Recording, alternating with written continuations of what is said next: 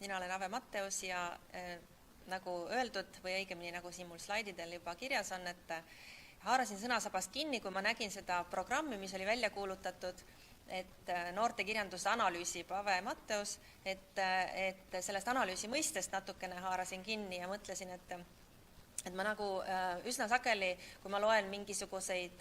võib-olla sellist noorte arvamusi või hinnanguid tekstidele, et siis see on hästi sageli selline meeldib ei meeldi stiilis ja et võib-olla natukene annan mõned sellised tööriistad kätte, et kuidas võiks teksti lugeda, tekstile läheneda ja et see sõna siin minu ettekande pealkirjas ongi siis see lugemine tähendab, et kuidas ikkagi teksti avada või tekstile läheneda ja siis panin selle sulgudesse selle mõistmise küsimuse, sest see on ju selline protsess, mida tegelikult suunata on väga raske, et see sõltub hästi palju ju inimese vanusest, soost, tema mingit huvidealadest, hobidest, et see, kas me mingisuguse mõistmiseni jõuame, see on individuaalne ja ühte teksti võidakse mõista väga erineval moel, eks ju. Et selles mõttes see mõistmine siin sulgudes, aga ma arvan ja loodan alati, et käib tekstide mõistmisega ka kaasas või lugemisega ka kaasas mõistmine. Et oma ettekande olen jaganud 3 ossa, et sissejuhatuseks ikkagi mõned sellised märksõnad selle noortekirjanduse kohta, et võib-olla need, kes eelmisel aastal on seda sama üritust jälginud, et nende jaoks on siin see paljuski kordub ja kes väga hästi kursis noortekirjandusega on, et nende jaoks ka kindlasti siin midagi uut ei ole, aga kui ehk mõni täitsa esmakordselt selle noortekirjanduse poolega kokku puutub, et siis võib-olla on vajalik mõned märksõnad anda. Ja siis teises osas plaaningi anda natukene siis seda sellist tööriistu, kuidas lugeda teksti, mida märgata, mis seal tähtis võiks olla ja siis 3. osas räägin natukene mõnest näitest, et tegelikult ilmub muidugi noortekirjandus väga palju ja tõtt-öelda ei jõua kõigel silma peal hoida, aga mõned siis valikud minu poolt. Nii, vabandust, ma panin liiga suureks. Nii, ma tahan nüüd tagasi minna väiksemaks.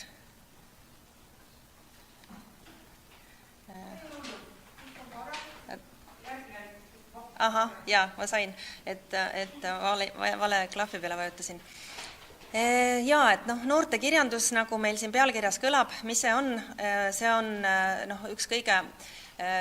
kindlam ja põhimõttelisem tunnus on, et ta on mõeldud noortele ja noored on muidugi ju väga heterogeenne,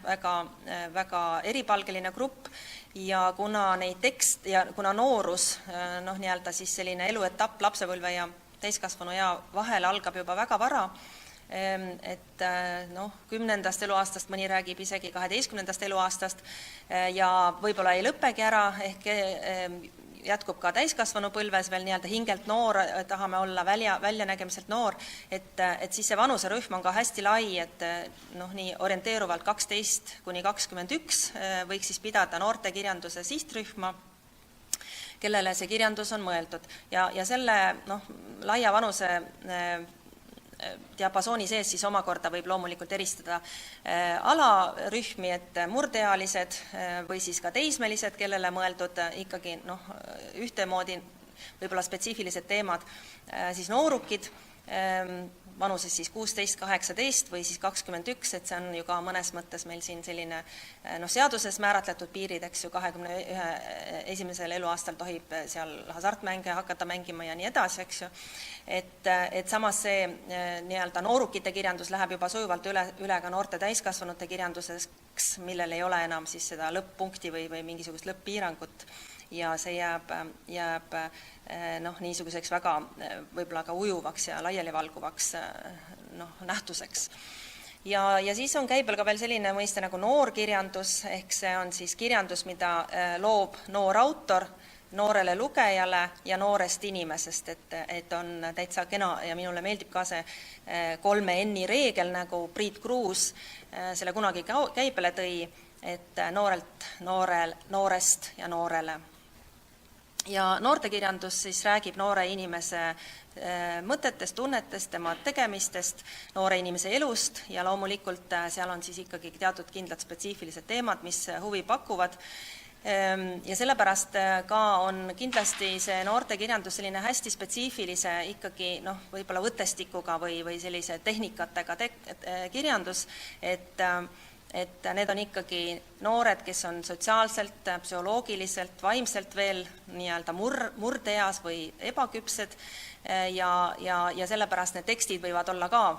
meeleolu, ütleme need kangelased meeleolude poolest väga kõikuvad ja võib-olla ebaloogilised või arusaamatud, eks ju. Et see on inimene siis, kes areneb, kes on sellises siirde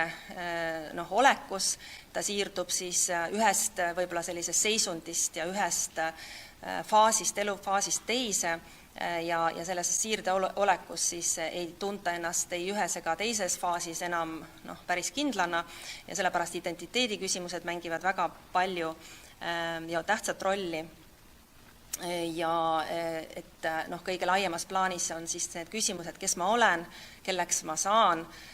kuidas ja millal mina saan minaks, nii-öelda iseendaks, et siis erinemine ka teistest, samal ajal samastumine teistega, oma iidolitega,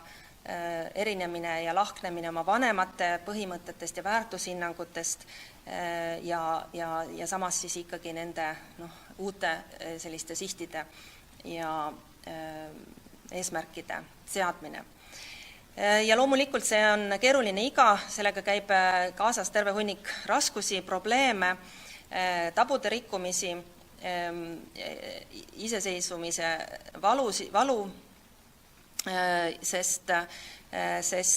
esimesed katsed ei pruugi alati õnnestuda, eks ju, nendest lahtimurdmistest, siis nii-öelda vanadest sidemetest, perekondlikest sidemetest või siis ka mingitest sõprussidemetest. Ja kahtlemata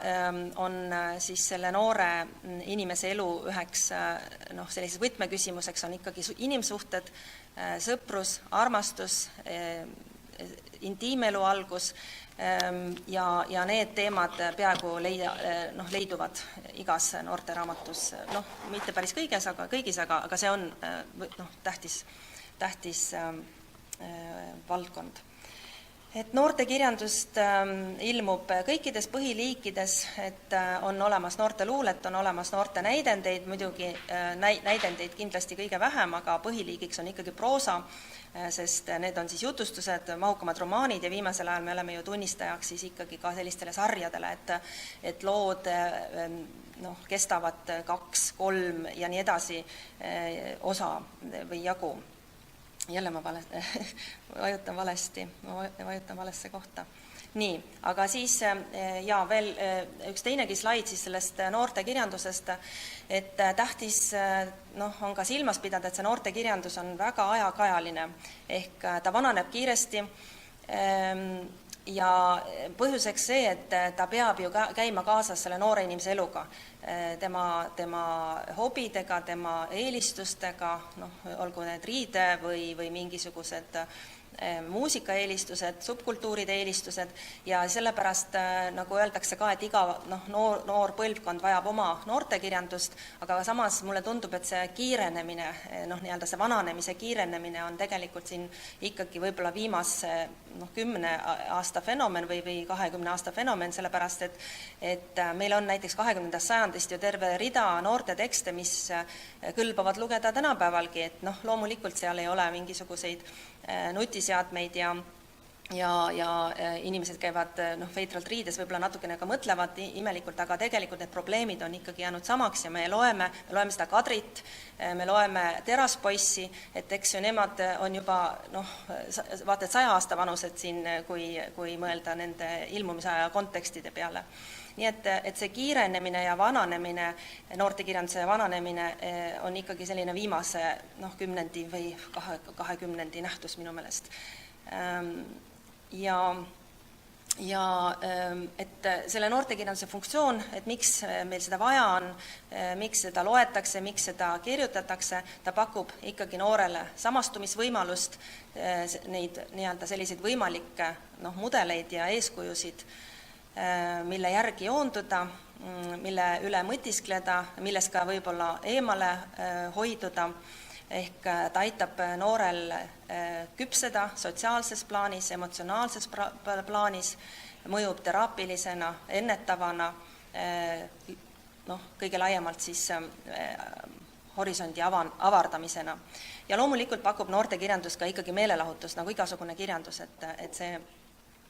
on hästi tähtis funktsioon. Noortekirjandust on palju erilaadilist, ta on siis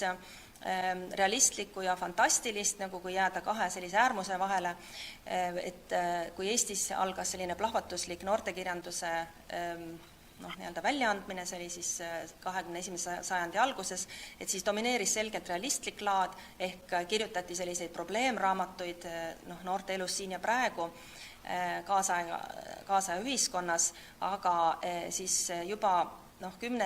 esimese kümnendi vahetusel hakkas sugenema juba fantastilise koega tekste ja tänapäeval võib-olla domineerib selline žanri määratlus nagu fantastiline realism, et seal on siis mingisuguste fantaasia sugemetega, üksikute võib-olla fantaasia elementidega, aga muidu reaalelulises keskkonnas või ümbruskonnas aset leidvad sündmused. Et näiteks tavaellu vampiirid või haldjad või vaimud, et võib ka nimetada selliseks madalfantaasiaks, et tegevus toimub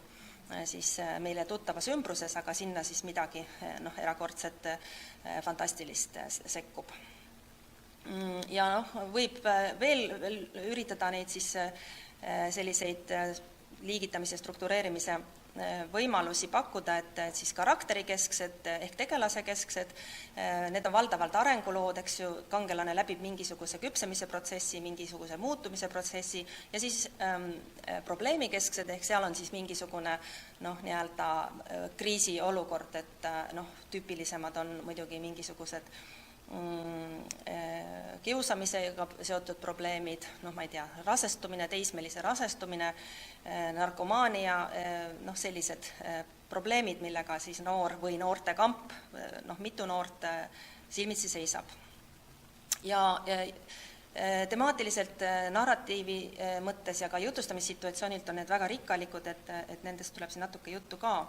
Aga mis noortekirjanduse puhul kindlasti tasub ka välja tuua, mis võib-olla ka paneb mõne sellise tõsisema lugeja nina kirtsutama, on see, et ta on kohati skemaatiline, ta on klišeelik, kasutab selliseid tuntud mustreid, tuntud süžeeliine ja tüüpe, nagu näiteks siis Robinsonad või Inetu pardipoeg Tuhkatriinu, et hästi tugevad on seosed ka muinasjutu traditsiooniga ja see tähendab, et paljud võib-olla arengud jäävad ainult markeerituks, ei ole välja arendatud, ei ole loogilised, on mustvalge karakterikujutus ja muu selline. Ja kindlasti siis tänapäeva noortekatel on see multimeedialisuse aspekt ka tähtis, et raamatud on tihtipeale illustreeritud nende kas fotodega või siis kunstniku käega, või ütleme siis kujutava kunstniku käega, graafiku käega. Ja paljudes tekstides ka see muusika mängib väga olulist rolli, siis kuulatakse muusikat, on seal muusika laulusõnu ära toodud, tsitaadid ja plaadid sinna kõrvale ja muu selline. Aga et nüüd see teine pool sellest ettekandest oli, et kuidas siis läheneda noortekirjandusele, kuidas seda lugeda, kuidas analüüsida ja kuna siis põhiliik on proosa, et siis mul on näited. Ma korra küsin siia vahele ka, sest et meil on tulnud kuulajatelt 3 küsimust. Esimene küsimus on siis, et milline noortekirjandusest läbikäinud motiiv on teile enim meeldinud ja huvi pakkunud, mida tahaks rohkem kohata? No ma arvan, et mulle tegelikult meeldivad ikkagi arengulood, et nagu sellised kujunemise lood, et seal ma näen nagu sellist igikestvat võimalust, et noortekirjandus ületab ajapiiri ja kultuuripiiri, et kus on ikka toimub mingisugune kangelase küpsemine areng, et mitte võib-olla tõesti need tänapäeva sellised argielu olme probleemid, vaid ikkagi, kus midagi jääb ka kestma ja need on sellised, miks mitte selline Tuhkatriinu lugu võib, kui ütleme, et tuua mingisugune selline rahvusvaheline motiiv sinna näiteks. Jaa, aitäh. Siis on teine küsimus, et miks ei eristu olulisel määral noortele suunatud luulet?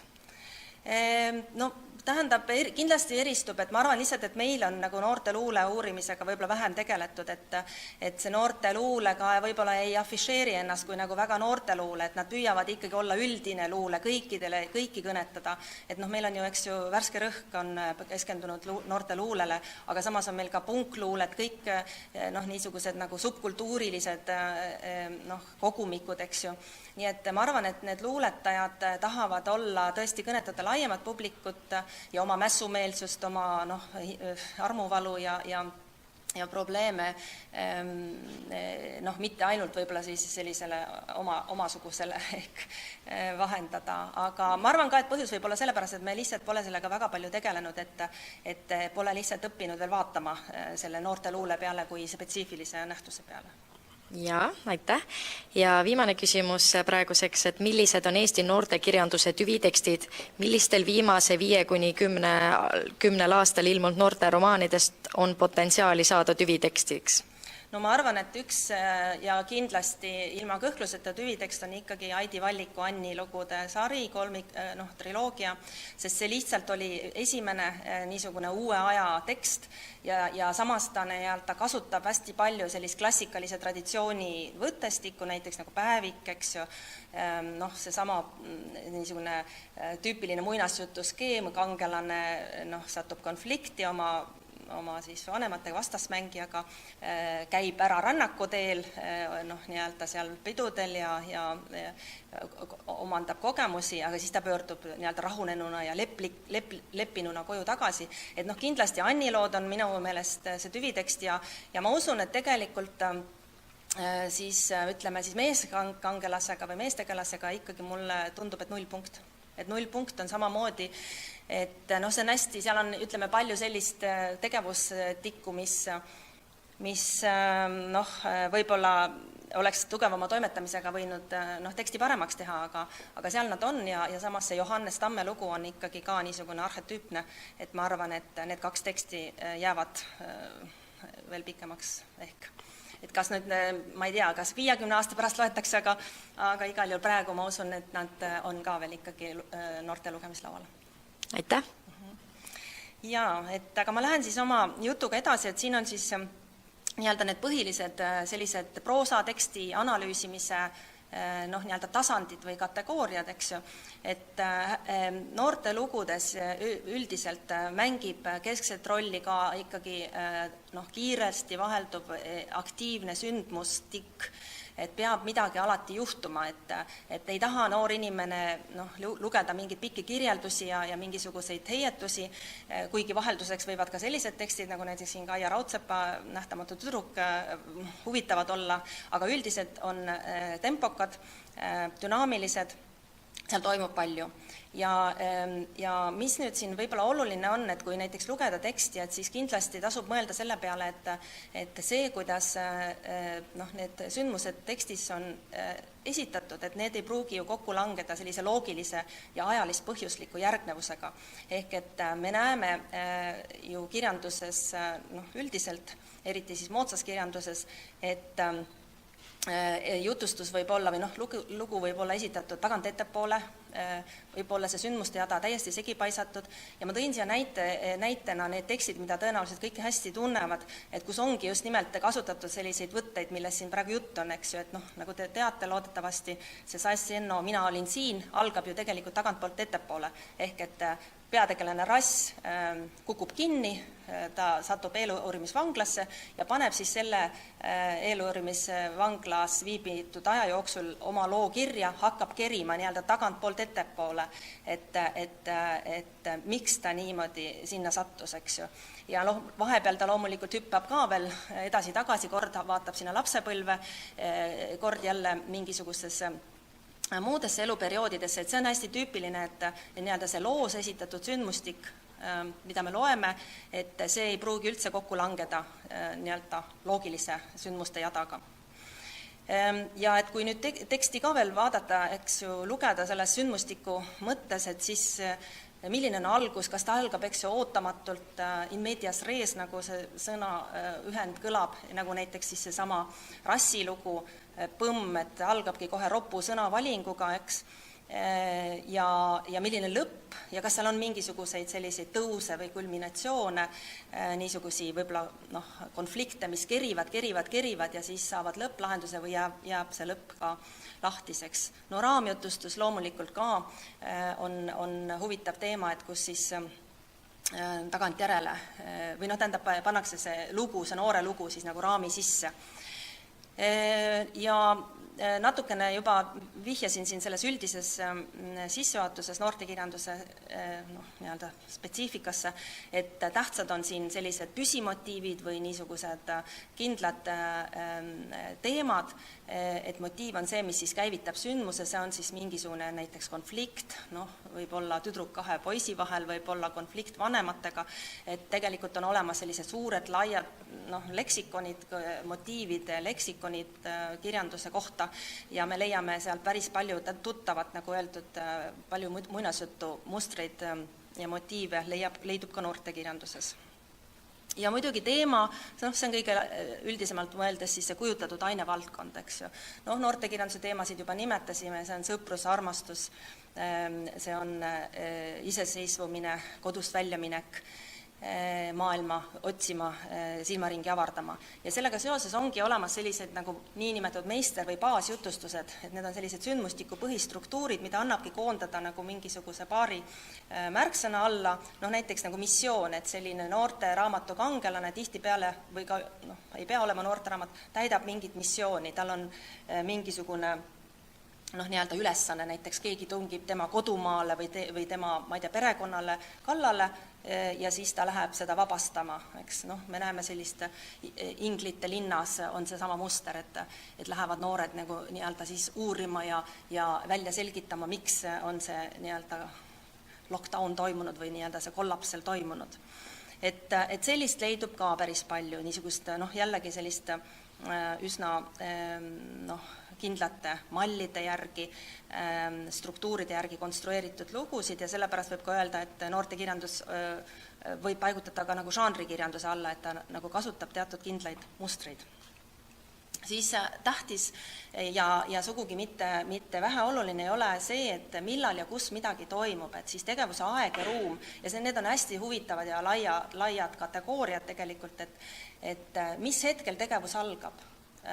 ja millal ta lõpeb ja kui kaua mingist sündmusest pajatatakse või mingisugusest inimesest pajatatakse või räägitakse, eks ju, et me teame kõik, et noored ei armasta lugeda pikki kirjeldusi, aga mingil põhjus sellistel kirjeldustel on, kus see nii-öelda jutustaja nagu pikemalt peatub mingisugusel, ütleme kas tegelasel või mingisugusel ruumil näiteks. Aga et mille siis üle hüpatakse, siin kindlasti tuleb ka noortekirjanduse palju sellist ebaloogilisust sisse, sest see aja kategooria pole võib-olla nagu nii-öelda hästi läbi mõeldud ja toimuvad niisugused ootamatud katkestused või hüpped. Et autori seisukohas kindlasti on ka hea nendele asjadele mõelda. Ja siis see ruum, et see võib olla, eks ju, täiesti tavaline meid ümbritsev reaalne maailm, ta võib olla täiesti välja mõeldud, võib olla, eks ju, Tartu, Tallinn, Pärnu, aga võib ka olla välja mõeldud nimedega, aga me tunneme ära, et see kuidagi on ikkagi tuntud Eestimaa paik või midagi niisugust. Ja siis muidugi selle ruumi mõiste alla käivad nii sisemised kui ka välimised ruumid ja me näeme noortekates hästi palju seda sisemise ruumi kujutamist, sellepärast, et noortekirjanduse teosed on sageli minavormilised ja me vaatame siis selle tegelase sisse, tema pähe, tema nii-öelda hinge ja mõttemaailma ja siis avardub nagu see sisemine ruum. Milline see sisemine ruum on, eks ju, seda saab teost lugedes siis ka jälgida, märgata, tähele panna. Ja muidugi ka siis miljöö ja atmosfäär, et siin tegelikult tuleb see sõnavaliku küsimus tähtsaks muutub. Et kui lugeda, siis vaadata, kas nii-öelda milliseid sõnu kasutatakse, on need nagu, ütleme, aistilised verbid näiteks, milliseid, kas ta tegi, tuli, läks või ta tegi seda kuidagi aistiliselt midagi või kogeb mingid lõhnu, mingisuguseid helisid, mingeid hääli. Et siin on nagu kohad, kus ma arvan, hea kirjandus võib-olla eristub siis mitte võib-olla nii huvitavast. Ja selle ruumiga seoses võivad olla loomulikult nendele noorteraamatutele igasugused kaardid ja illustratsioonid juurde lisatud. Ja huvitav on näiteks vaadata ka selles seisukohas neid siis illustratsioone, et just see Margus Karu nullpunkt, eks ju, et mis on illustreeritud, nagu te teate, et seal on siis need sisemised ruumid, ma ei tea, Johannese kodu näiteks või koolikeskkond ja siis on nagu Lasnamäe või ütleme siis paneelmajade piirkond, eks ju, et mis seal paistab ja see on ka päris põnev, kuidas need illustratsioonid tekstiga haagivad. Siis põhiline muidugi, et noortekirjanduses tegelase kesksed lood, milline see tegelane on, teda saab iseloomustada hästi erinevatele siis aspektidele toetudes ja mulle tundub, et just kui ma nüüd olen neid viimasel ajal selliseid tüdrukute lugusid lugenud, need domineerivad siin jätkuvalt, et siis tegelikult seda välimust me väga palju teada ei saa, selle tütarlapse välimust seal, et kui see ongi mina jutustus, siis ta võib-olla ongi raske ennast niimoodi kirjeldada, aga siiski paar pilku peeglisse annaks, ma arvan, tekstile kindlasti palju juurde. Ja siis sisemine maailm, milles see tegelane mõtleb, mida ta tunneb, millised on tema unistused, arusaamad, saladused, unenäod, see on kõik meie ees tegelikult lahti, sest nendes minavormilistes tekstides see ongi ju põhiliseks teemaks. Siis sotsiaalses plaanis see ühiskondlik roll, et sellepärast ma valisin siia Aidi Valliku teksti nagu illustratsiooniks, et siin on tegelikult siis nagu need tasandid, miks ta nagu sellise erilise koha, ma arvan, ka meie noortekirjanduses on omandanud, et siin on see sisemine, Anni sisemine ruum, tema päevikupidamine ja mõtted ja tunded ja läbi 3 osa veel, eks ju, on hästi ühendatud ja kombineeritud sellise perekonna suhetega ja siis väljaspoole sõpradega ja koolikaaslastega. Et siin on nagu kõik hästi tasakaalus, ei ole üks, ei domineeri teise üle. Ja mis tähtis on, mida ka võib-olla tavaliselt me ei pane tähele, aga tekstides on hästi palju märke või viiteid sellele, kaudsele iseloomustamisele, ehk et tegelasi, võib-olla me ei leiagi, et ta oli seal pruunisilmne ja krussis juustega, eks ju, või me ei tea, tüseda kehaehitusega, aga me näeme midagi kaudselt, midagi tema kohta öeldakse, et näiteks, et alati jäi ta hiljaks sinna kusagile või et tal olid laud oli raamatuid täis ja et ta ei leidnud kunagi oma asju üles, selge see, me saame mingeid järeldusi teha mul on raske selle tegelase kohta. Ja siis, et kuidas see tegelane siis, kuidas me tema kohta veel infot saame, tema enda kohta, teiste teda ümbritsevate inimeste kohta, tegelaste kohta, aga ka jutustaja kohta, eks ju, et siin nüüd ongi, et seda lugu ikkagi meile vahendab jutustaja, ta võib olla mina jutustaja, seesama tegelane ise, aga ta võib olla ka ju kõrvaltseisev, eemalt vaatav ja seda tuleks eristada, et näiteks kui Margus Karu nullpunktis, võib-olla see ei ole kõige parem näide selle toomiseks, aga et kui tegelase kohta keegi midagi arvab, siis tasub tähele panna, kes see arvaja on, eks ju, kas see on üks sõber või vaenlane või hoopiski see, kes lugu edasi kerib ja vahendab meile. Võib-olla ma siin nendel slaididel või sellel siin väga palju ei peatu, aga igal juhul need erinevad võimalused ühte tegelast siis lugeda eri tahkudest, neid on palju. Ja nüüd tähtis on siiski mulle, kes see loo vahendaja ehk jutustaja, et seda ei tohi me autoriga kindlasti segamini ajada, et autor alati ikkagi loob endale ühe niisuguse jutustaja figuuri, isegi kui ta ütleb mina, siis ta on ikkagi distantseeritud, ei saa öelda, et Ene Sepp räägib siin enda juttu näiteks või keegi teine räägib iseendast, kuigi ta valib mina vormi endast jutustamiseks või oma loo jutustamiseks ja et see jutustaja on ka päris keeruline nähtus tegelikult teksti analüüsimisel, et ma tõin näiteks Reili Reinausi Must vares, mis on selles mõttes huvitav tekst, et siin on jutustaja nii-öelda kolmas isik, ta nagu viibib eemal, ta ei ole ükski tegelane, vaid ta ongi siis selline kõrvalseisev tema jutustaja, aga ta on ikka selle loo sees, et tema nii-öelda see vaatepunkt asub loo sees ja täpsemalt asub see ühe keskse naistegelase juures, see on Liis, kes siis tuleb uude kooli ja leiab sealt koolist eest ühe tõmmu noormehe, mustanahalise noormehe, see ongi siis see must vares ja tegelikult tekst räägib selle noormehe lugu, Seti lugu, aga et see on huvitav, et kuidas me Liisi silmade läbi, tema vaatepunkti kaudu, aga ta ise ei jutusta seda, vaid jutustab ikkagi tema jutustaja, eemal seisev jutustaja, kogeme või saame teada selle Seti, selle tumedanahalise noormehe probleemidest ja sellest tõrjutusest, lastekodu elust ja muust sellisest, et see, kes lugu edasi annab, on põnev uurimisvaldkond üldiselt tekstide uurimisel, proosatekstide uurimisel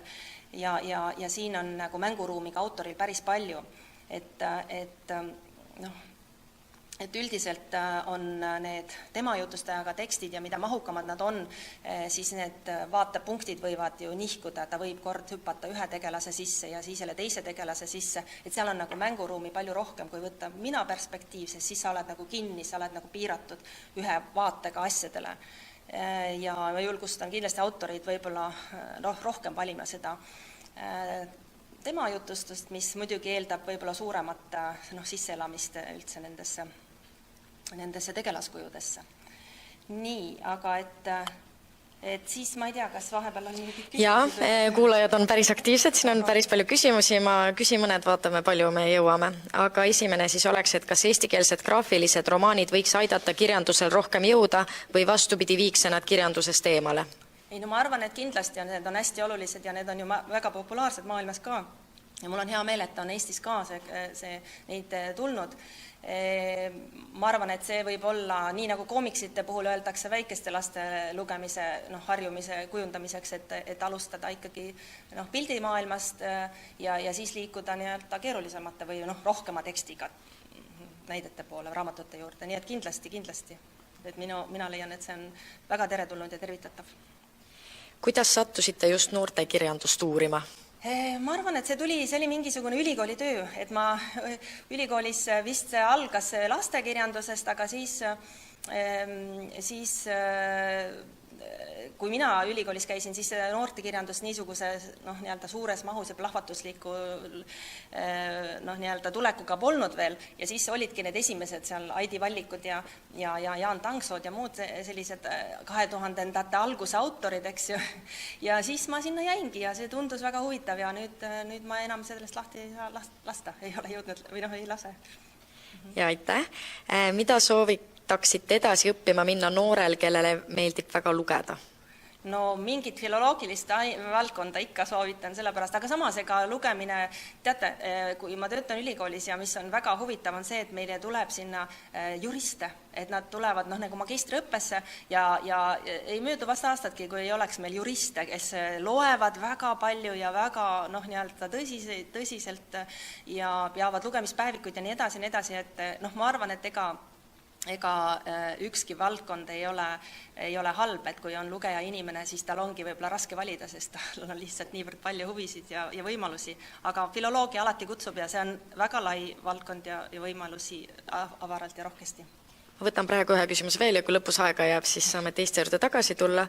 aga kas noortekirjandusel on kunagi lootust välja ronida selle maine alt, et tegu on vähem väärtuslikuma, lihtsameelsema kirjandusega? Jaa, see oli üks selline küsimuse püstitus, mis ma ka kunagi, et kas noortekirjandusel võib olla klassikat, et oli niisugune ettekanne mul ka ja et mõnes mõttes see on nagu selline raske, et siin on sellist arenguromaani, nii-öelda klassikalise arenguromaani võimalusi, mis lasevad tekstidel kauem kesta. Aga võt siin ongi see, et kui tekstid on väga lihtsalt ja nagu läbipaistvalt või kuidagi, kuidas öeldagi, primitiivselt, ei taha öelda, aga tehtud, eks ju. Keeleliselt vaesed, ebaloogilised, et mustvalged, liiga ootamatud ja mitte põhjendatud arengud, tegelased jäävad kahvatuks, jäävadki niisuguseks Noh, nagu skeemideks, et siis on raske, sest siis ta jääbki selliseks nagu vähenõudlikuks kraamiks. Aga ma usun, et tegelikult noortekirjandusel, heal noortekirjandusel on lootust välja murda, aga selge on ka see, et peab olema nagu vundament või nagu lai selline baas ja kui see on olemas ja me kasvatame seda baasi praegu Eestis minu meelest, et siis sinna saab ehitada neid tippe või nii-öelda neid tekste, sest omandatakse kogemusi, kirjutatakse läbi erinevaid teemasid ja just nagu selliseid näiteid on vaja, et päris esimesed katsetused ei pruugi ju õnnestuda, aga kui see baas on tugev, nagu see vundament, et siis me saame loota, et tuleb ka selliseid tekste, mis jäävad ja jäävad pikaks ajaks. Aitäh! Jah. Nii, aga siis viimases blokis mul oligi siis mõnedest nendest uutest, aga ka vanadest, et nagu ma paar korda olen kokku saanud inimestega, siis nad ütlevad, et kas meil tõesti on olemas noortekirjandus juba, ma ei tea, mingi 20. sajandil, eks ju, ja tegelikult on, me lihtsalt ei tea neid tekste, ma ei suuda ikkagi oma seda nupuvajutust korrigeerida. Et meil on tegelikult tekste ja me lihtsalt tõesti, me peame nendest kuulma, kusagil peab nendest räägitama, eks see võib olla koolis õpetaja, aga võib-olla ka raamatukogu hoidja, kes neid nii-öelda vanu klassikuid ka meelde tuletab. Ja et ma panin siia siis mõned sellised teemablokid, kus on nii uusi kui ka vanu, et aja nappusest kahjuks ei jõua ühtegi teksti siin süveneda, aga et igihaljas teema, nagu öeldud, sõprus, armastus, seksuaalsus, enesepp, lumelinnu surm, väga huvitav tekst selles mõttes, et on ju räägib sõprusest, ootamatult lahkub kaks sõbrannat, nimetest ma praegu ei suuda nii-öelda siin selle info külluses rääkida, aga et lahkub siis nii-öelda sõpruskond laguneb laiali ja üks selle sõpruskonna liikmetest siis satub täielikku nii-öelda kriisi, otsib siis suhtlemisvõimalusi, otsib uusi sõpru internetist ja see on tekst, mis tegelikult väga huvitavalt hoiatab meid ka interneti suhtlusportaalide ohtude eest. Siis, et ma hüppan jälle siit nii-öelda üle, põnev lugu omapärasest vaatenurgast Laura Evisalu Juhused. Miks põnev? Nii-öelda selline piiripealne suhte lugu, kus siis noormees, kas ta nüüd 15 aastat vana, vist 15 aastat vana ja naisterahvas, kellega ta kokku puutus, siis 25 aastat vana ehk siis 10 aastat vanusevahe ja kuidas siis elukogenud atraktiivne naine siis nii-öelda lööb sellel peategelasel pea täiesti segamini, ta unustab kõik oma spordiplaanid ja karjäärid ja naudib siis seksuaalseid naudinguid ja rõõme selle uue partneriga ja sealt loomulikult ei puudu ka alkohol ja narkootikumid. Nii et kuidas juhuslikust kohtumisest siis areneb lugu, lihtsalt huvitav sellepärast, et see on nagu keskmes on noormees ja tema nii-öelda siis vaatest on see lugu esitatud, et aga muidugi naisautor, et siin ka tekivad sellised huvitavad küsimused ju, et kuidas õnnestub kujutada mehe vaatepunkti. Aga ma tahtsin, et kui ma ütlesin, et on mõned uued ja mõned vanemad näited, et siis tegelikult üks tekst, mis vajaks või võiks minu meelest täitsa tolmukorra alt välja tuua ja puhtaks kloppida, on Leelo Tungal Neitsi Maarja 4 päeva. Et nagu ennist mainisin, et see aeg on tähtis, eks ju, et mõni romaan või noortel jutt vältab terve aasta, teine 4 päeva, nagu siin kohe pealkirjas öeldud on. Ja see on siis hääletamise lugu, tegelikult selline teekonna lugu, et see Maarja, kes siis nii-öelda siin pöidlaküüdiga mööda Eestimaad seikleb, et jäi bussi pealt, kus ta alguses pidi siis ekskursioonile kaasa minema maha, ei mahtunud peale ja siis ta läheb hoopiski rändama ja loomulikult sellisel rännakul ikkagi noor inimene, tal on ka sõbranna kaasas, et nad ikka kogevad erinevaid asju, juhtumusi ja õpivad nii enda kui teiste kohta nii mõndagi. Et minu meelest väga tasub seda jälle meelde tuletada. Nii, siis on tihtipeale olnud nagu muret, et miks ei ole noorte kirjanduses nagu sellist hobide teemat või sporditeemat, et kus need on nagu selline, millega noored tegelevad oma vabal ajal ja tegelikult neid tekste on, et poiste jaoks siis jalgpall praegu domineerib, tüdrukutel rohkem ratsutamine, et need 2 esimest näidet siin on siis jalgpallist ja 2 teist siis hobuseharrastusest. Ja minu meelest see Miga Kerane nii Värava joonel on selles mõttes põnev tekst, et see räägib kokkuleppemängudest, et seal on siis peategelane, on väravavaht, kellele siis tuleb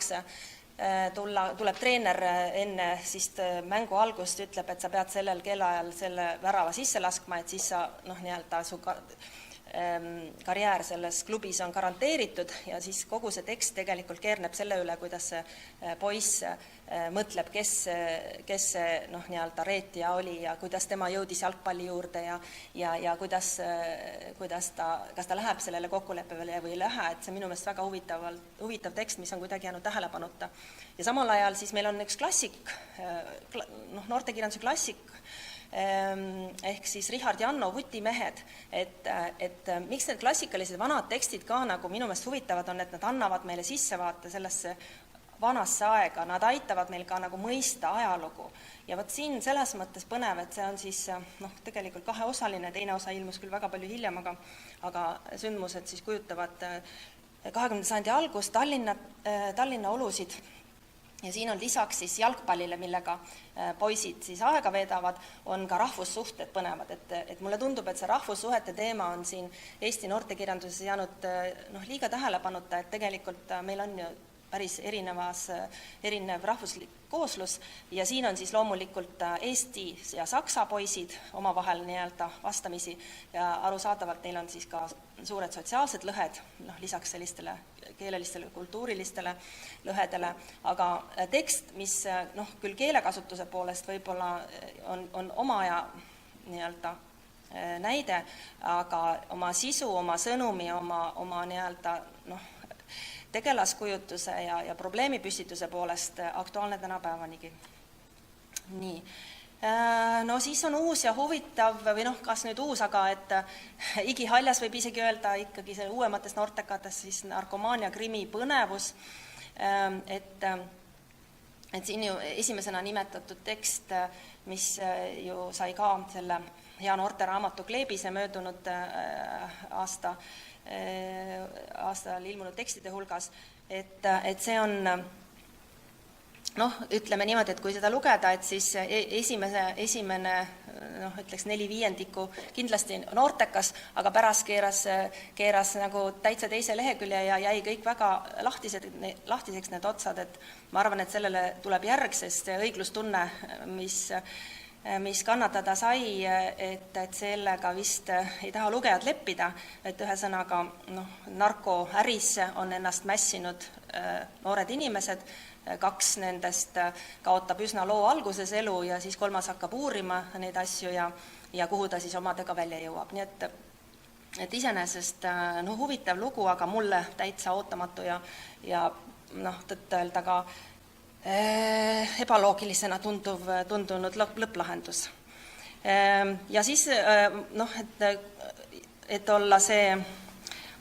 see vanemate asjade meeldetuletaja, et siis tegelikult meile räägiti narkomaaniast ka nõukogude perioodil, mida peaaegu et ei kujutagi ette, aga meil on Holger Pukk, kes oli niisugune sotsiaalselt tugevalt vastutustundlik või nagu tugeva sotsiaalse närviga autor, on kirjutanud jutustuse Rein ja Riina.